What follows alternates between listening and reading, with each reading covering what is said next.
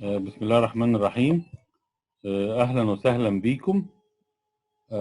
مفروض الميتنج الثاني من لندن. بروفيسور هاني زايد من جايز وسان توماس's hospital. He is going to give us 1 hour presentation about syrop technique and aortoiliac intervention. Situation in London hospitals are very he's here now, Professor Ayman. Excellent. Situation in London, I think we'll have a lot of lesson to learn from Professor Hany Zayed.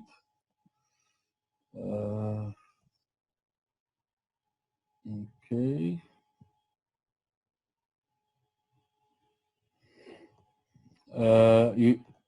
As everyone knows, they are trying to increase the capacity of beds in London by Nightingale Hospital. 1,000 bed hospital will be the largest in UK. Yes, Hany Zayed is here. Professor Hany.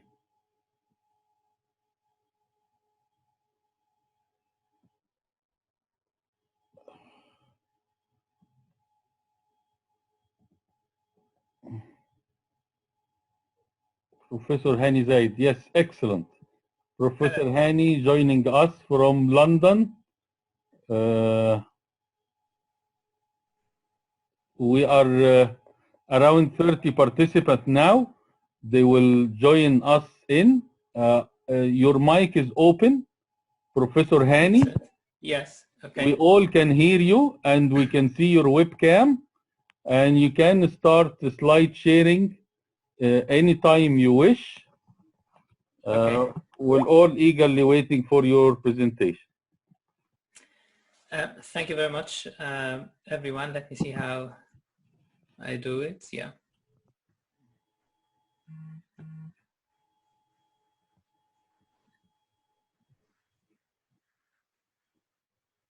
That's fantastic. We can see your slides now. Can you see the slides? Yes, we can see the slide, endovascular management of complex aortoiliac occlusive disease. Yes. Okay, excellent. So, hello, everyone. Thank you for the opportunity to be with you today. And I hope that my talk won't take long and it won't be a heavy one.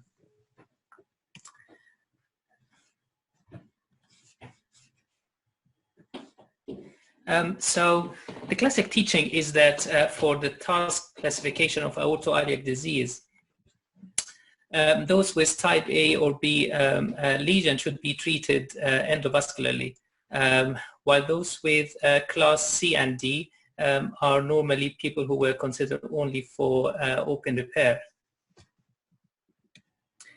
I'm sure we all agree that life is not that simple, in that those who have this extensive disease usually are elderly with extensive comorbidities, so there's a big question mark about their fitness for open surgery. Also, there are lots of technical challenges, so lots of these patients had already previous surgery or have hostile abdomen, and the abdominal hostility comes in different forms of shapes. So for me, for example, this is a type of hostile abdomen. And if I see a patient who needs an aortobifemoral bypass with this body habitus, this will be the first thing which comes to my mind, is just to try to steer away. And because of that, there has been an increasing interest in the endovascular options for aortoiliac occlusive disease. This is one of the papers I found from 3 groups in Italy published in 2017, and they reported the retrospective experience and outcomes in those who had aortoiliac open reconstruction and those who had it endovascularly. So in total, there were around 82 cases in the open group, and there were 128 in the endovascular group. Pretty similar sort of patient population, comorbidities. If you look at the lesion characteristics in this endovascular group, we had more patients with task C, while those in the open group had more patients with the task D, and they had more occlusions. As you would expect, when they looked at the outcomes, those who ended up having an open reconstruction with aortobiofemoral bypass, they had a significantly higher perioperative comorbidities, whether it being cardiac, respiratory, or anything else. When they looked at the patency rates, there was no significant difference between those who had an open repair or those who had an endovascular repair in terms of primary patency, assisted primary patency, secondary patency, or even freedom from reintervention. And because of that, this multi-center study concluded that actually iliac kissing stent is as good as aortobiofemoral bypass graft in patients with aortoiliac occlusion.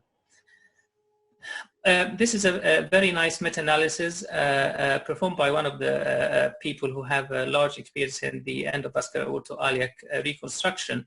And they looked at the literature, identified more than 600 patients that they managed to include in this meta-analysis. Quite a variety of comorbidities and lesion characteristics. But in conclusion, what they found is that kissing stents or endovascular reconstruction has an acceptable patency rate at 2 years, even in those with task C and D lesion. And based on their findings of the meta-analysis, they felt that endovascular first approach would be the policy or the approach for aortoiliac occlusive disease reconstruction. So it's fair to say that it's now settled that endovascular reconstruction of aortoiliac occlusive disease is a good option with good mid and long-term patency rates. Then the question went into, if we reconstruct these pathologies endovascularly, what would be the best tools that we can use? Is it bare metal stents or covered stents? And it's fair to say probably that this question has been settled as well with the results of the COPPIS trial. And essentially in the COPPIS trial, there were 2 arms. 83 patients went for those who had covered stent reconstruction. And in this study, it was the V12 stent graft. There was another arm, 85 patients who had the bare metal stent reconstructions, pretty much equal in terms of comorbidities, lesion characteristics, and so on. In terms of the outcome, those who had covered stent reconstruction had persistently better outcomes in terms of primary patency rate, assisted primary patency rate, and secondary patency rate as compared to those who had bare metal stenting. So in essence, what it showed is that if you're using endovascular approach to reconstruct the aortoiliac occlusion, covered stent probably will do better than bare metal stents. Because of all these emerging data and because of the increasing experience and interest in endovascular repair, people started feeling more comfortable to actually tackle even more advanced pathology, including like similar to these cases as well, where people had previous stents before the disease actually affects the infrarenal aorta as well. And this is what started the interest in the covered endovascular reconstruction of the aortic bifurcation, which is sort of usually called the syrop technique. So this is a technique which is pioneered by this gentleman, Peter Govert, who's the godfather of this technique. And effectively, it's reconstructing the aortoiliac bifurcation using covered stents or stent grafts. In 2018, they published their 3 years outcome, and they included around 130 patients. All of them had syrop or covered aortic reconstruction.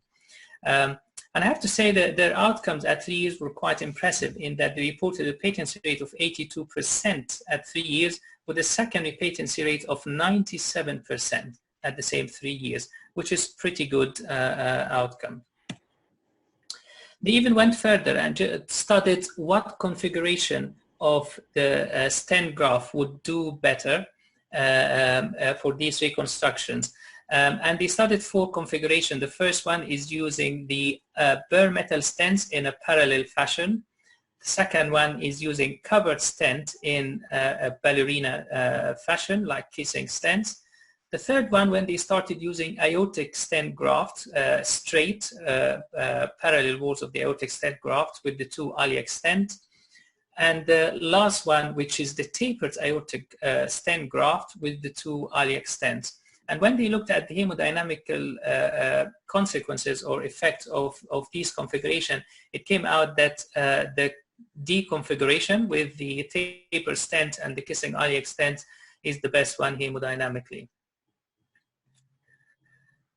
So obviously, to achieve good results, we need to think of what criteria we're looking at in the stents or the material we're using. And obviously in this one, particularly the stent graft we're using. It's quite a challenging field, because ideally you need a stent with good radial force, because this is an area with extensive calcification in most of the patients, and you need something to resist any crushing by this extensive external calcification. On the other hand, you need something flexible enough to take the tortuosity of the anatomy, especially in the iliac segments. Obviously, like all the stents we would like to use, you need something with very precise deployment, especially if you're putting the stent close to the renal artery, and balloon mounted, because this is how you get the best precision of deployment. Also, you need something with low profile, because these usually are lesions which happen in elderly patients with small axis vessels, and potentially as well common femoral artery disease. These stents should have the ability to be post-dilated, because if we are trying to achieve this tapering stent graft configuration, as I've shown earlier, you need a stent which can be post-dilated to be able to conform with the changing vessel caliber. I just would like to share this video, which is a property of Peter Govert, who I mentioned earlier, just to demonstrate simply the technique of the syrop. So for the sake of the video, this is just stenotic disease. And as you would always do, you get access from both sides. Then you put the aortic stent, and you could see here the aortic stent is 15 millimeters from the aortic bifurcation. This is very important because the contralateral limb needs to go into it. So you need to cannulate it from the other side, and you need to have the space for that. After the deployment of the stent graft, we usually go and post-dilate it to give it this tapering shape and prepare it for the two kissing or the iliac kissing stent to go distally. Obviously, it's very important once we go into the aortic graft, like what we do for the EVARs, is to make sure that you're actually inside the graft, not between the stent graft and the wall of the aorta, by turning the pigtail. Then we deliver the two iliac stents, and usually we have something like 15 millimeter overlap between the iliac stent and the lower part of the aortic stent. In lots of the cases, it's not as obviously as ideal anatomy as for the video, because usually the disease extends into the external iliac artery, and in most of the cases we need to extend it even distally. Lots of the times we have to stent across the origin of the internal iliac artery, and in these cases in our practice, if we have to extend across the internal iliac artery, we usually extend it using uncovered stent. So just before going into few cases, I was just wondering if we should take some questions now. Yes, that's a great idea. We have around 70 attendants, and welcome my dearest Dr. Tasso Bentley. He has joined our meeting. If anyone have a question, he can raise his hand, but I will unmute Tasso, so you can speak now if you have any question. Just to say good evening from my side. Hello, Tasso. Hi, good to see you. Hello, Hany. Great, until now, great presentation. Thanks for the great pictures. So I'm happy. Yeah, I will take the first question, Professor Hany. When you do recanalization for severe aortoiliac occlusive disease, do you prefer to start transbrachial recanalization or duplex guided transfemoral retrograde?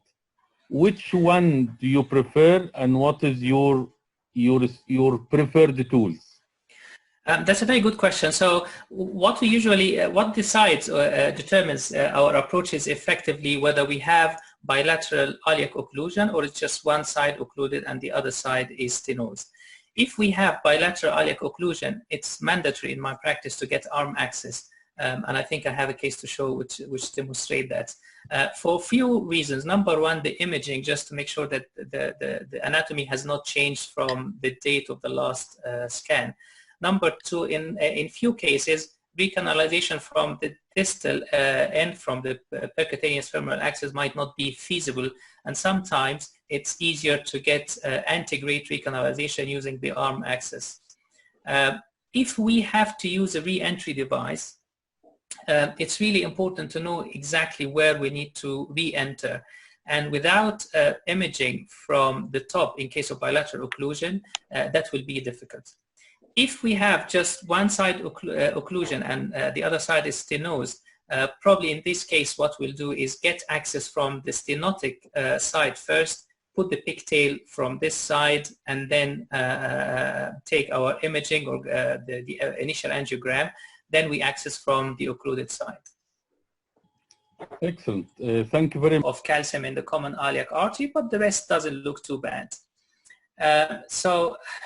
What we've done here is we tried to, because obviously we had the stenotic segment on the iliac system on the right side, we didn't need to get arm access, so went from the right side first, put our pigtail, and we took the runs. I have to say it proved quite difficult to try to recanalize retrogradely on the left side, because even with the out back, we were not able to break back into the aorta where we wanted it at this level. So what we've tried to do is to do two things. So come from the other side with this universal flush catheter, and at the same time inflate a balloon in the subintimal plane on the left side. And by doing that, we think that we destabilize or break the plaque. And this somehow makes it easier for the wire from the contralateral side to create a subintimal plane and then break back in again. We had obviously, because we're coming from the other side, we had to snare it, and by doing that we get a through and through wire. And we started doing the procedure as usual. And for those ones we used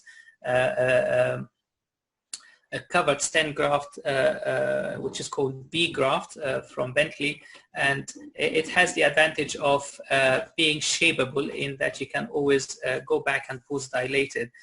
So we put the aortic stent, and then we extended with two iliac stents. And for those types of patients, we're quite liberal with the extension of uncovered stent as well, to be able to make sure that there's no outflow obstruction of this disease.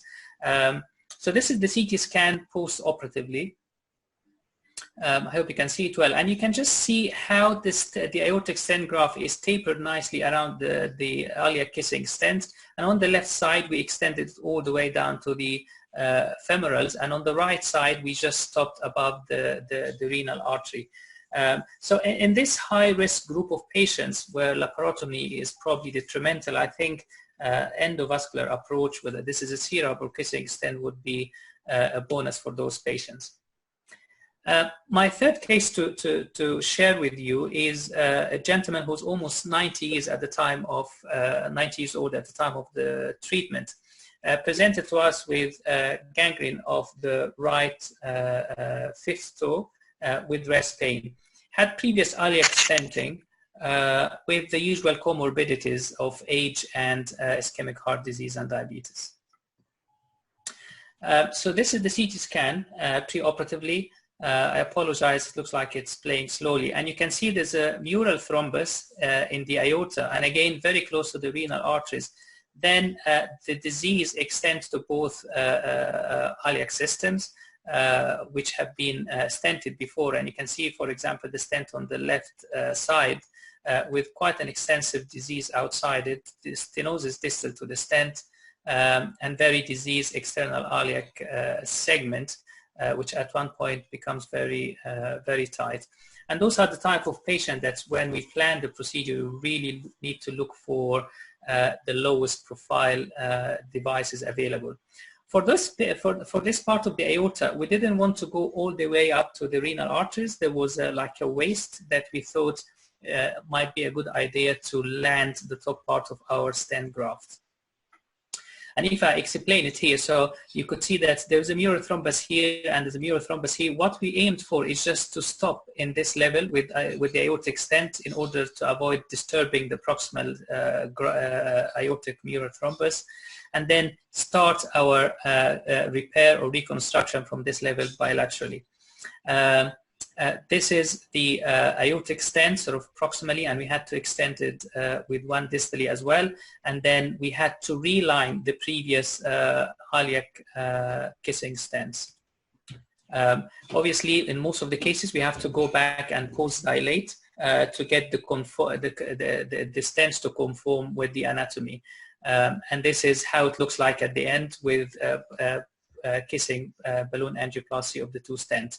So this is how we started the procedure, and this is how we ended with the aortic reconstruction, which extends to both iliac systems.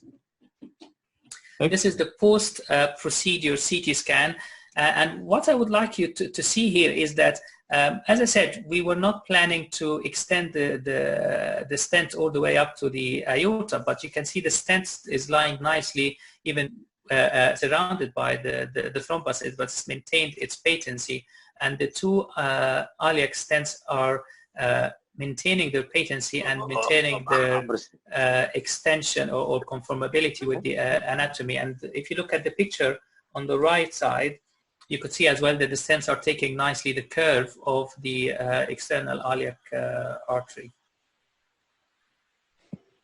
Excellent, very nice.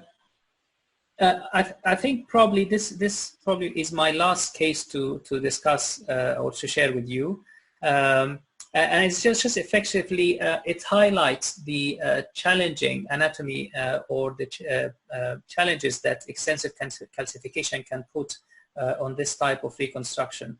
So this is a 74 years old gentleman, again ischemic heart disease, previous coronary stenting, hypertensive. Presented to us with life-limiting intermittent claudication, especially in his case, was quite significant because he's the sole carer of his wheelchair-bound wife. He's already been on best medical therapy, and we have a supervised exercise program, and we recruited him to that program. However, he didn't experience significant improvements. So this is his CT scan, and although you can see calcification in the aorta, but it doesn't look too bad. It's nicely patent. But as the aorta bifurcates, you can see the extensive burden of calcium in both common iliac arteries, which even occludes on the left side, and it almost occludes on the right side. And this doesn't just stop at the level of aortic bifurcation or the common iliac artery. It actually extends bilaterally. You can see very small external iliac arteries bilaterally. And if I draw your attention to the right common femoral artery, where you will see that, again, the calcification extends all the way down to there with focal area of almost near occlusion of the common femoral artery, which you will see just coming here. It's almost occluded, which obviously represents a challenge in terms of accessing to try to recanalize that. So for this one, we were just planning to put kissing iliac stent. So our revascularization plan was to do right femoral endarterectomy, obviously to clear the atherosclerotic plaque in the common femoral artery, but as well to provide access from the right side for the recanalization. We had also a left brachial percutaneous access, number one for the imaging, but we were expecting that will be difficult to recanalize the left side retrograde. So this is just in case we fail in retrograde. And we had left femoral percutaneous access. And I just want you to see the initial image that we had. You could see how the layout of the artery of the aortoiliac segment because of the extensive calcification. And usually when I see that, I get concerned because it's always a warning sign that this will not be an easy recanalization. This is the initial angiogram. Having said that, we always try to recanalize distally. So you can see the wire from the right side bouncing back into the internal iliac artery. On the left side, it's a subintimal plane that we couldn't break back into the aorta. After multiple attempts, we were able to use an out-back or re-entry device on the right side to come back in again. However, you could see how the out-back is lying. Essentially, because of the extensive calcification, we lost completely the control of the device, and essentially it's lying in a completely different angle. We wanted it to come here and needed to be pointing this direction. By coming back using an 014 wire, we were able to introduce a 3 millimeter balloon for pre-dilatation. Then we put a 4 millimeter balloon, but then anything else will not track, and we had to have a through and through wire to be able to track bigger balloons. Having said that, as soon as we used the 5 millimeter balloon, there was this significant waste, and every balloon we used just burst.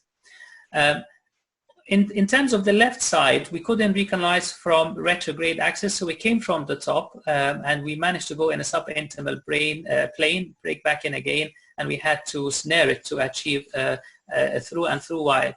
And one of the things that we've noticed that if you change the structure or the stability of the plaque on one side, this might make it easier to predilate the other side. And this is what happened. So once we got the balloon from the left side, the balloon on the right side was, we were able to inflate it to maximum size.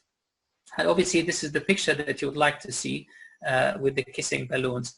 And then we put kissing stents, and this is how we started, and this is how we finished again. So nice flow to both iliac arches. And I just want you to see, usually those patients get a non-contrast CT scan pre-discharge, and you could see that the stents, especially on the right side, although it's completely outside and you can see the chunk of calcium, the stent itself was structurally sound and intact, and it maintained its patency. We had to extend the stents on the left side with uncovered stents to deal with the external iliac disease as well. Excellent, that's fantastic. So I'll just go to my conclusion, which is essentially, I think, endovascular treatment for the aortic iliac disease is actually very promising. It has very good medium and long-term outcomes. There has been lots of case series and single centers and multi-center data coming there, and certainly should be considered the first-line option, particularly in those which we think they are high risk for open reconstruction. I think we're lucky in that there has been quite a lot of advances in the endovascular techniques and tools. As I said, the syrop technique, the technology of the stent grafts, the low profile of those stent grafts, and the ability to have aortic stent graft sizes which can be post-dilated and can help deal with the extensive aortic pathology as well. And thank you for your attention. Excellent. That is great, Prof.